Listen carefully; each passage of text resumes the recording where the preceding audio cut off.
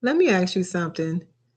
When you think about the child you're most worried about in your home or in your classroom, is it the loud one? The one who acts out, talks back, or pushes buttons until you have no choice but to respond? Because for most people, that's the first face that comes to mind. But today, I want to talk about a different child, the quiet one, the one who never causes problems, the one who follows the rules, sits still, and never asks for help, the one who disappears into the background, and everyone secretly breathes a sigh of relief because at least that one is fine. But what if I told you that child might be the one who needs you the most? Welcome to Dr. Wilson's Butterfly Talk, where we have real conversations about what it actually takes to raise a child who believes in themselves. I'm Dr. Wilson. I want to be upfront with you. I'm not a licensed therapist or psychologist, but I am an educator who has worked with hundreds of students in real classrooms every single day. And I have spent over 20 years in the trenches working directly with students who were written off, overlooked, and misunderstood. Today, we're talking about the child no one sees coming, not because they hide their pain, but because we've been trained to look for distress in the wrong places. We've been taught that struggling looks like noise, but sometimes struggling looks like perfect silence. Let me share a story with you. I want to tell you about a student, and I'll call her Destiny.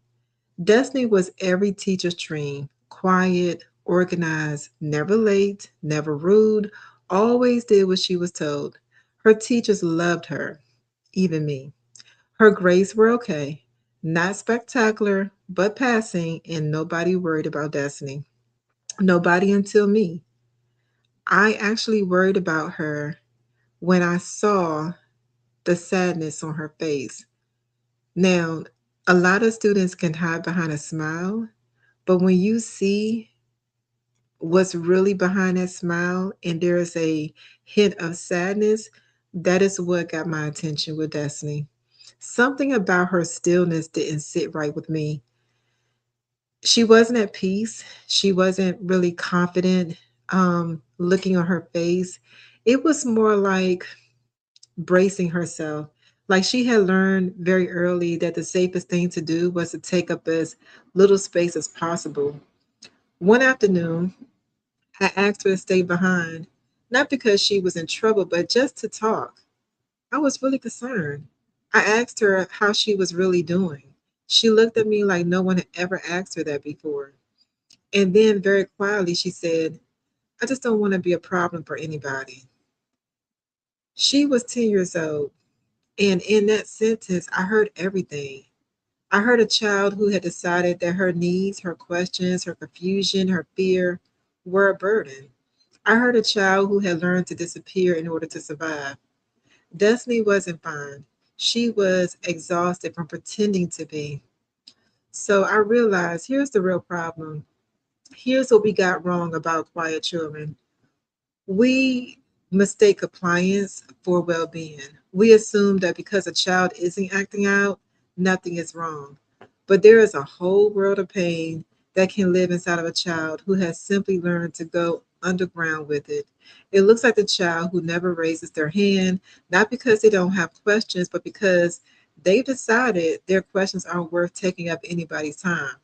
It looks like the child who says, I'm fine, so automatically it doesn't even sound like a real answer anymore.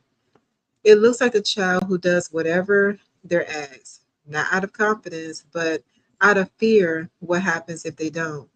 This is called fawning, and it's just as much a stress response as fighting or running away.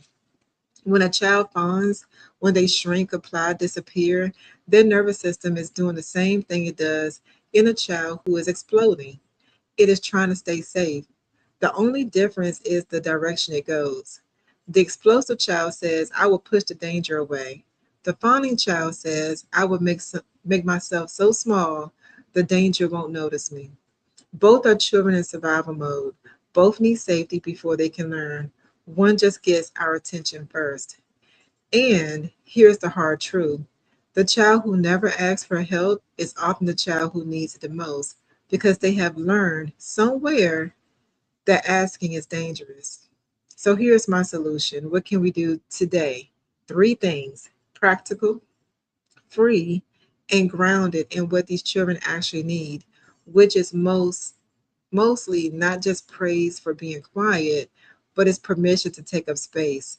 Strategy number one: name their effort, not just their behavior. We say things like, "You're so well behaved," or "You're so easy," as compliments, and we mean it lovingly. But to an invisible child, those words can quietly confirm their fear that what we value about them is that they don't need anything. Try this swap instead. Instead of, "You're so good, you never cause any trouble," try saying, "I notice how hard you're working on that. I want you to know your ideas matter here." You're not just complimenting them, you're giving them permission to exist. Strategy number two: ask questions that can be answered with "fine." How are you? Invites a one word answer. Fine is an exit ramp. Quiet children will always take it.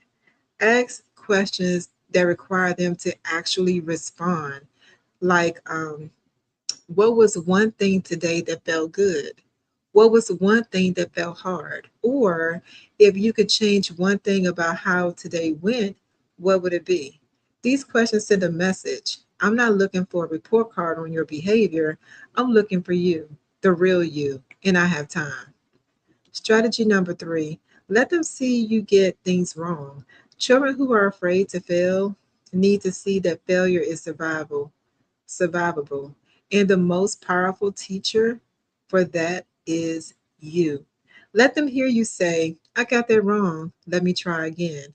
Let them watch you make a mistake and not fall apart. Because for a child who is holding herself or himself to a standard of perfect invisibility, seeing you stay standing after getting something wrong is one of the most healing things he or she can witness. Safety comes before strategy. And for the invisible child, safety means knowing that needing help will not make them a burden to the people they love. In closing, I want to leave you with this. If you have a child in your life who never asks for anything, who is always fine, always easy, always in the background, please, please, please don't just count your blessing and move on. Check in, sit down, ask the harder questions, because the children who ask the least are sometimes the ones carrying the most, and all they need to put some of it down is someone willing to notice they've been holding it. You don't have to be perfect, you just have to be present. Here's my call to action. If this episode brought someone to mind, a child in your home, your classroom, your neighborhood, reach out to them this week. You don't need a plan, you just need 5 minutes and a question they've never been asked before.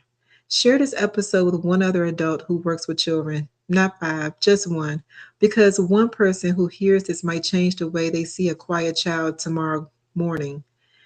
New episodes of Dr. Wilson's Butterfly Talk will drop every week. Subscribe on Spotify so you'll never miss one. Until next time, keep showing up for your children, keep growing alongside them, and always remember every child can bloom when given the right conversation and the right environment.